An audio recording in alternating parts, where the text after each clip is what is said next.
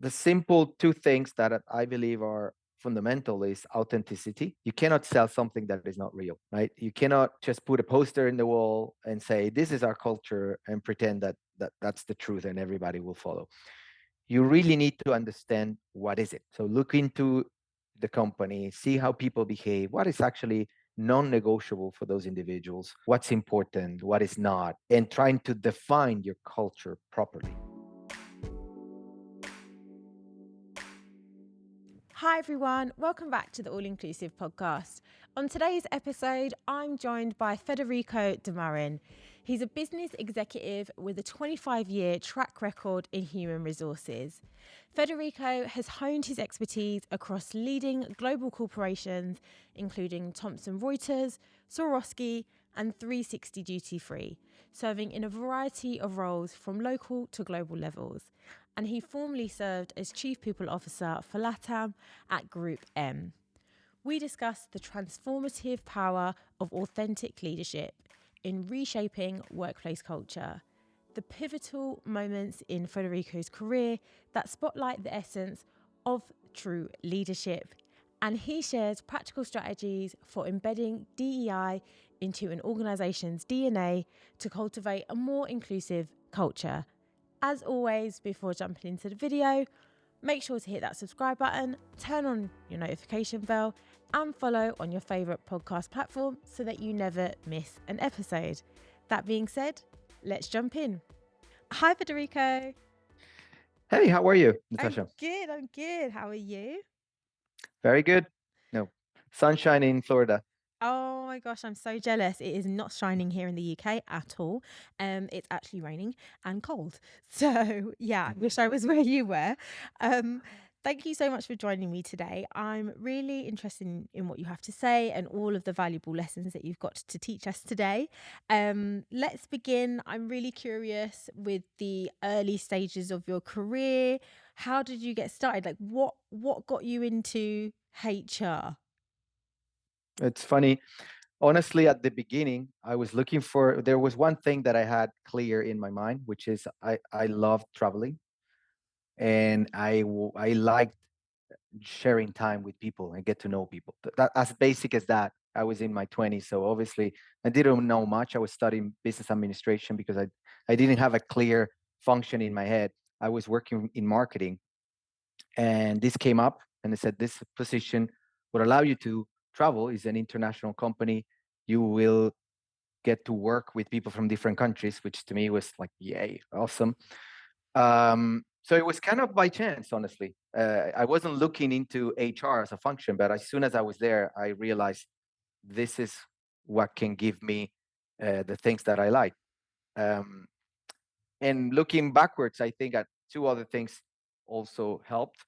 The fact that I didn't like routine too much, so I wouldn't jump into one specialized area of HR. I like the fact that I could look into all of them and helping people.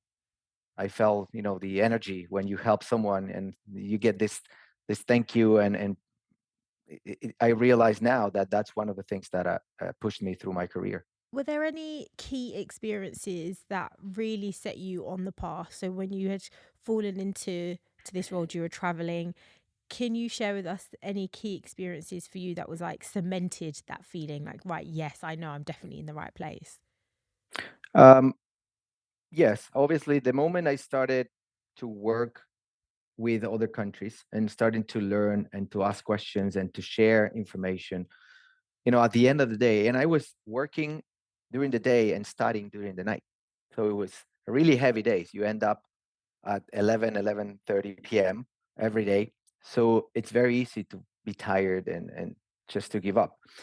But when I was leaving my job, I was with energy. I was, passionate. And sometimes you have to work 9 hours, 10 hours and go straight to college. And I never felt it as a burden. To me, that was one thing. And honestly, as an experience, one key moment in my life, I say it's when at one point in my career, my boss was made redundant due to reorganization, and my new boss came from a different part of the world and said, "Look, I don't have an idea what your boss was doing, so You have two options here. You either help me out, but I'm not going to be able to give you her job, or I need to find another solution. So that was a moment, and I said, "Well, let's surf it." I didn't know what she was doing either. So I said, "But what could happen?" And that kind of set me up in a path that brought me where I am today. So I think that was a fundamental moment. One of those forks when Yeah. you can go one way or the other. Oh wow, that's amazing. It must have been scary as well though at the same time. It's like I think when you get into or when you find that moment in your life where you're excited and scared at the exact same time, I feel like that's where you need to dive full into it. That experience that you had and that decision that you took. How then did you or do you see that that has applied in the way in which you actually do your work, if that makes sense? Yes, definitely. You mentioned that, coming out of your comfort zone, you you always come across these opportunities. It's so easy to be cynical about it. It says, "Oh, the company wants me to do more work for the same pay. This is not fair." Blah blah blah. I understand that. That those thoughts came to my mind, but on the other side, I said, "Look, I'm a true believer that fortune is, when opportunity meets preparation, and when opportunity knocks at the door, you always have the decision to take it or not." And that to me has been a shaping moment because I've had that same approach because it worked. And it doesn't mean I was happy about it. I had to work a lot. And as I said, I was studying at the moment, so my days were really crazy. But I took it in and I said, look, this is the opportunity that could bring me other things, and it did. It gave me the opportunity to have international assignments in Europe, in Brazil, in other countries. It's like exactly what my dream was about. And I wouldn't have had those opportunities if I would say no. Thank you. I'd like to continue doing what I'm doing for my pay. When we spoke previously that you kind of define yourself as people, you're a people focused leader, and I think it's quite profound when somebody discovers their purpose and knows and is clear, like this is what I'm meant to do, this is what I'm here to do, is help others and help people, and that's how I want to kind of drive my career forward. um could you share with us what your defining moment of that was to know that, right, Mhm. this is definitely what I want to do? This is how I want to work in this field. Yeah, I think it was when I had my children. When I became a father, I realized that there had to be more in life than just earning a paycheck and chasing a career. Fortunately, I had already achieved certain milestones that left my ambitious heart at peace. But at the same time, I said, look, I want to be able to tell my kids when I describe what I do to say something that is inspiring, and not just oh yeah, I run a payroll, I hire people, and it seems like heartless. That's one thing. On the other side, another moment, and it came with several self-assessments that I did, that I realized that it was not about being happy. It's not the feeling of happiness, because sometimes you're angry, you're upset, you're frustrated, you're stressed, but you're at the same time thriving. And finding those things that make you thrive, even though they don't make you happy in the moment, they make you feel purposeful. Because when you work with people and you hear their problems, you hear their issues, their dreams, you have to come across so many obstacles, so many conflicts of interest, so many people that are really not interested, that you have to advocate for those that really are. So it's not a happy road. You have to go through a lot, and understanding that even though you may be frustrated or upset, you're still doing something that fulfills your purpose. And that moment came up, and when in one of those self assessments. So I think I would always recommend it for people that are going through their careers, not being so sure why they do what they do, is to have this kind of dive in themselves, and understand why you do what you do, and try to understand what is it that you may not like in terms of how you feel, but actually makes you thrive, fills you with energy, because that might be the secret of why you do what you do. Oh, I love that. And so, with the self assessment, I mean, how did you find it? Like, was it something that you did internally for yourself, Mhm. personally, or in an environment with others? Because I find that there's different ways in which we can self assess. Right, we can self assess amongst others, or we can do it on our own solo. So I'm interested. What technique or what avenue did you go down? I wanted to bring more emotional intelligence into the company I was working for. So I did some coaching certifications in emotional intelligence. When you go through those workshops, you have to dive in yourself a lot, right? Because it would be very difficult to help people learn and develop their emotional intelligence where you don't do it with yourself first, right? So finding your own shortcomings, your own strengths, your own path, your past, it's very deep and interesting, and that's how I started into that self awareness process. So it was emotional intelligence, and obviously, as soon as you start bringing into your day to day job, then the realization comes, and I can share with you an experience that was to me Yes, critical please. after Yeah. that. No, I'd love to hear it. I was in one of my trips to one of the markets. I was sitting with a CFO, and we were discussing a potential development program for the finance team. And this was something that her boss, which was also my boss, wanted to to do in the finance department, but she wasn't really on board. She didn't believe in that as an action. She wanted to do something else. And I got myself caught into this argument. And at one point, I started to, okay, pay attention to your temperature. What are you doing with your hands? How is your body? And I realized, like, why are you so tight? Why are you so upset? This is not even something you are really trying to get. So why did you invested so much of yourself into this conversation? And as soon as I realized, like, oh my God, yeah, I'm my hands are pressuring the table. And I wasn't really noticing until that moment. And I said, wow, I need to decompress right now. I said, look, sorry, I think I was trying to convince you of something, and the idea was to share this with you. I understand you may have a different approach to this, and it's fine. Let's just regroup. Let's talk to your boss and see what alternatives we can manage. And it just went away. So to me, it was like, wow, wow, that was amazing. How could I avoid going into that path that I already knew? Because once you go through that and you realize after the aftermath is I'm not happy of how that ended. Even if you managed to force whatever you wanted Yeah. to do, the relationship suffers. Yeah. And fortunately, I was able to avoid that because of that self awareness. Yeah. It's I think it's a powerful story actually, um, where you are able to self reflect on that situation and in that moment in real time, because not many of us do.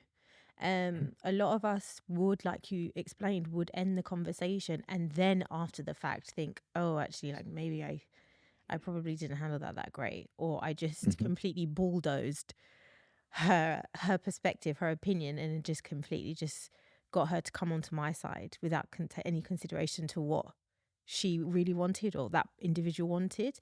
How did you go about ensuring that your purpose, the way in which you want to lead, um, and the way in which you want to work was harmonious with what the organization's mission is? Because we do see that it happens, like leaders or as individuals, we work with companies for a number of years or some time, and you then start to grow as an individual. You recognize what your purpose is, you find it. How do you make sure that you continue to stick by those values that you've now come by? I think first and foremost, you need when you work in a corporate world, you need to understand that is not a straight line. It's impossible that every decision, every step goes forward towards the company's mission and vision, or your own purpose. So you don't get frustrated when something goes sideways, right? So it is not a straight line. It's a journey. It's a way of living and working. It's not a line that you have to cross and suddenly after that everything is smooth and all decisions are aligned. That's impossible. And this is very important because otherwise you can easily get frustrated and just drop it, as a company or as an individual.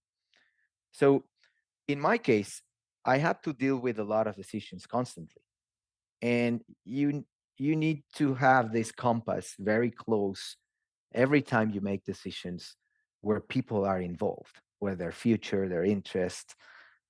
Some decisions are very technical. If you go for system A versus system B, you can be very rational. You don't need your compass there. But when decisions affect the people's future well-being, their economies, this is where you need to know how to distinguish what's right and what's wrong. And your job is to advocate for what you believe is right in terms of the company's purpose and the individual's purpose. If you do that, your own will follow, right? And there's going to be setbacks. Sometimes, that phrase that you need to step one step back in order to take two forward is true. And you cannot let that defeat you, because at the end, you will not be able to help every single person, um, in a company. That's being realistic. Companies go through reorganizations, restructuring, and you cannot help everybody. But what you do to make it better, even those bad moments, matters and counts. And those are the things that push you through your purpose. So in my case, it's having it very close to my mind and to my heart in every decision that I made.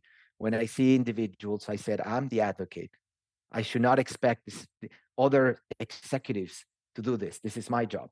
And sometimes it will put me against other individuals.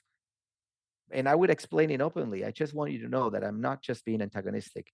This is the role I have to play in this organization because I am the people's advocate. And that's the voice that needs to be heard. Oh, I love that. Um, that's amazing. So, shifting gears a little bit, Mhm. transforming a workplace culture. It's no small feat. Mhm. It's a big thing. So, could you, in your experience, what have you learned? Like, what are the essential steps that you believe are critical to to a successful culture transformation within an organization? Um, I will go from the simple to the complex. I think the simple two things that I believe are fundamental is authenticity.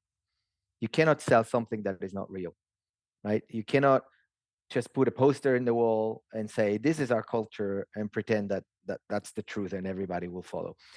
You really need to understand what is it. So look into the company, see how people behave, what is actually non-negotiable for those individuals, what's important, what is not, and trying to define your culture properly. Now, if that definition is not something you like, which could be, you want to change it, then you need to have a purpose for why. Why is it important to change this? Because there are already people in that organization working probably for many years. So that means it works for them one way or another. So you need to explain to them what's in it for you, what's in it for us as a company, what is the future, and this is the reason why we want to change it. And secondly is transparent communication. You need to be honest with your people. What is it that you're going to do, when, how, so you build trust as you go. um, I think most companies fail at defining a culture they want to portray to their clients, to the industry, to whoever is out there, to their employees. And this is what we want to be, but it's not what they are.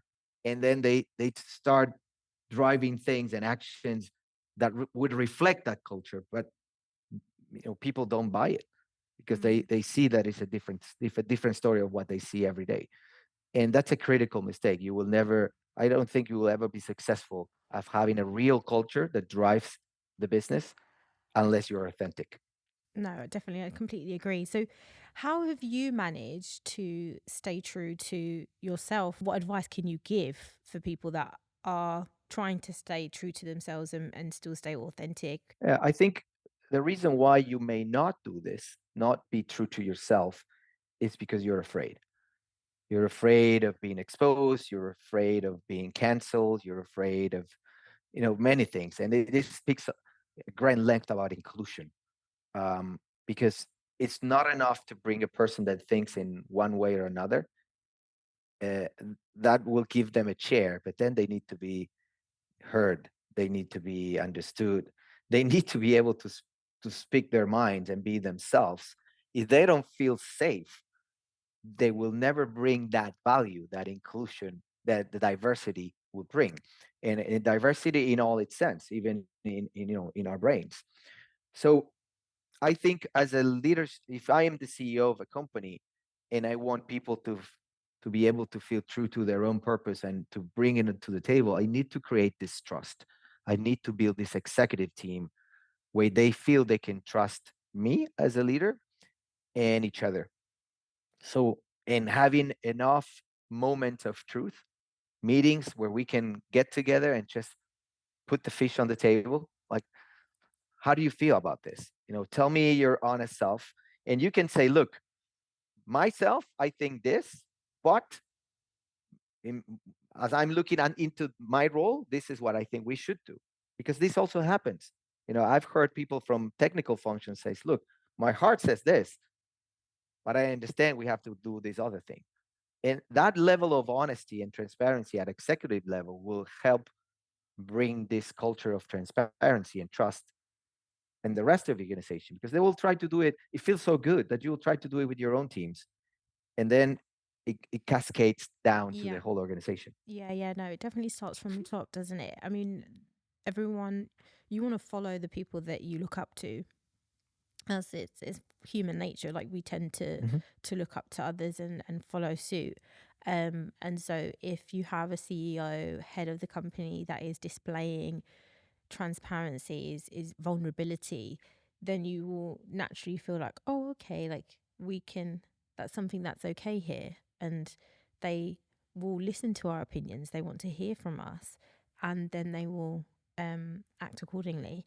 You've mentioned DEI, and that's close to my heart, obviously, with this Mhm. podcast. It is definitely a vital component, I believe, in today's working world.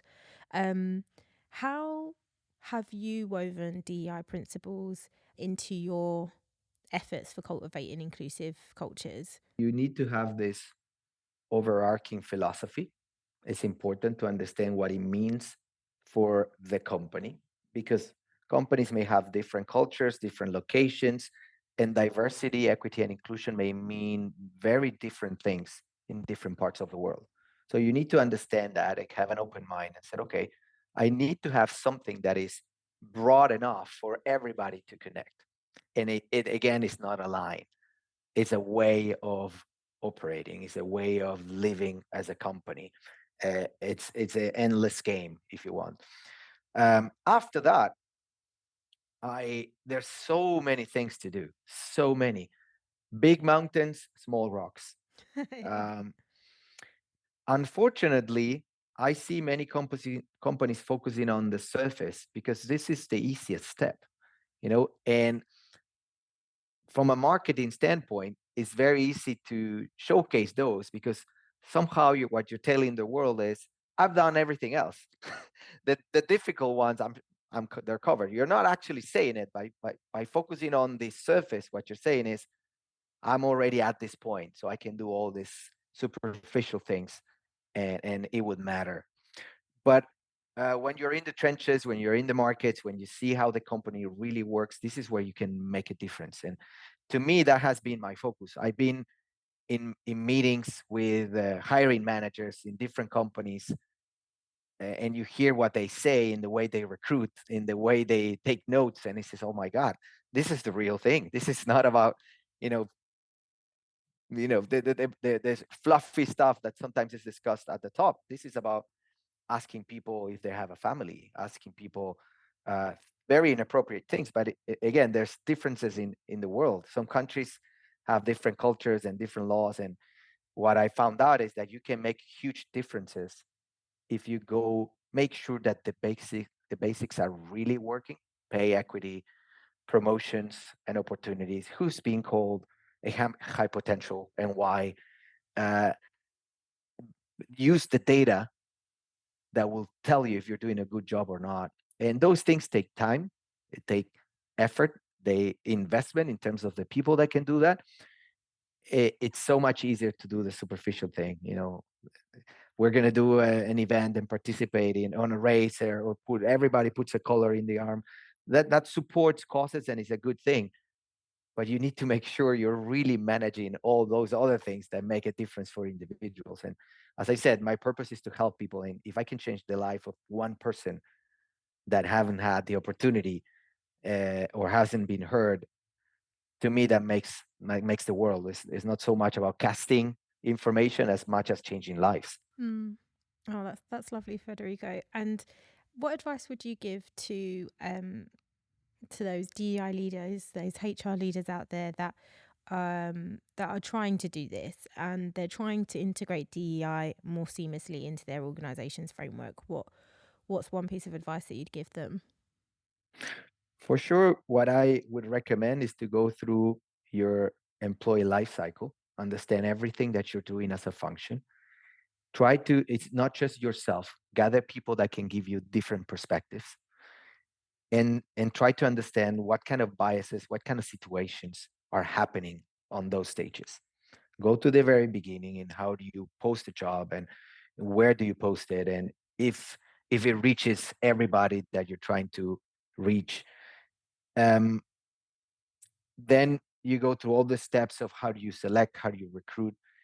And in terms of inclusion, when you know you're bringing people that adds diversity, that should enrich the way you make decisions, make sure those people thrive. Because sometimes you just tick the box. Oh, we hired this person that represents this group. Great, welcome to the company. And then you forget, and in 11 months, 12 months, that person left. And it's just another statistic. Like, it's turnover, right? It get mixed with everyone else. But why? And I've took, I remember I took the effort of reaching this individual very far away from where I was, and say what happened. And what she shared was like, she didn't feel part of the organization because she didn't have people to help go to lunch. When she explained something, she felt like they were looking at her like, okay, I know what you're trying to say. Instead of welcoming that person and using what that person can actually bring in terms of diversity of perspective, they were just trying to institutionalize her. And as it didn't work, she said, I don't belong. Mm. And then all the diversity goes away. But you'd still have the check, right? I hired these kind of people. This and it's not the purpose of diversity. If you don't manage how to include those people into your day to day, they feel accepted, welcome, they heard, they feel they trust the people that are around them. Um, it's just superficial. Yeah, definitely. And I think to add to that as well, one of the benefits of hiring someone for that has a diverse perspective or background is that they bring new ideas that you may well not have even thought of. And it's like as soon as they enter the door, that's the reason why you'd hire them, right? But then as soon as Mhm. they enter the door, it's like, have you given them the opportunity to actually vocalize those ideas? Or when they do, how are they received? Like, are they shut down straight away? Or is there someone on the team or at that table? Oh, that's a great idea. Actually, you've never thought of that. What do you think?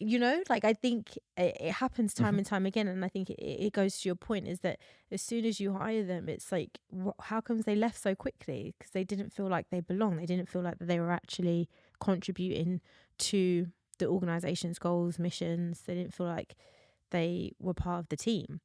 Yeah, there are cultures that are so strong, and they are embedded into the whole employee life cycle.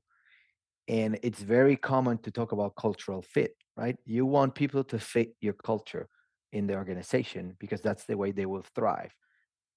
But that can easily be a blocker for inclusion, Yeah. right? So if you're looking for diversity, it's because you're supposed to be looking for different ways of thinking. And that has to have some conflict with your culture. Otherwise, it's not different at all. So Yeah, no, it exactly. it and that's a huge part also of diversity, equity, and inclusion. You may belong to a specific group. You could call it race, religion, gender, but that doesn't mean you are the same as everyone else in that group, right? So you need to you need to let that person be authentic and listen. And sometimes they bring elements that are disruptive to your current culture. So how do you make sure you get a balance between I still like my culture, but is open enough to receive these individuals, and not trying to institutionalize them and turn them into just another person in the culture. Yeah, definitely. Well, Federico, thank you so much for joining me today. Like I've really learned a lot, and I hope our listeners have as well. Your experience, your insights have definitely been invaluable. Um, just before you do leave us, I know you've given so much advice. You've given us so many nuggets, but can you just share one piece of parting advice for our listeners? Sure, I think, and I usually say this to the people that I teach. I've taught in MBA programs, and kids that are, I call them kids. They're not kids anymore, but they're young professionals, and they are trying to figure out, okay, so what do I do? How do I drive my career? How do I pursue my interests? And I know it's hard. It's super hard to find out what makes you tick. It's a journey, but you need to start right away. That would be my key advice. Wherever you are right now, uh, in your job, it's not too late.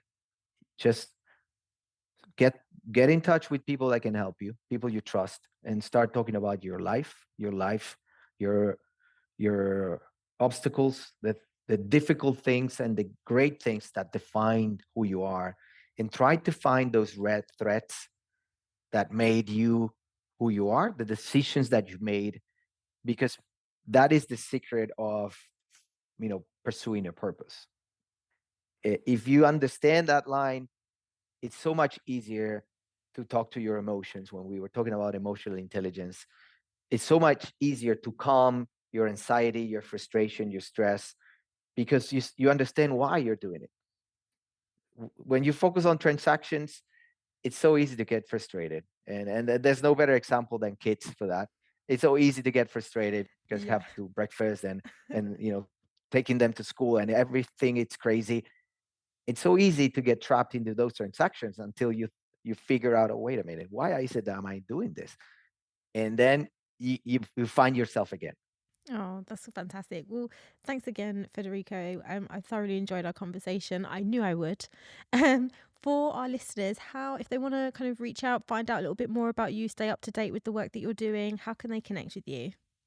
The easiest way is through LinkedIn. So connect, uh, contact with me. I'll try to stay very close to my LinkedIn profile and all the communications that I receive. Great, fantastic. Well, I will put a link below to your LinkedIn profile so those listening are able to reach out and connect with you if they want to hear about more work that you're doing and stay in the loop. Once again, Federico, thank you so much for joining me today, and I wish you all the best in the future. Thank you very much. It's been my pleasure.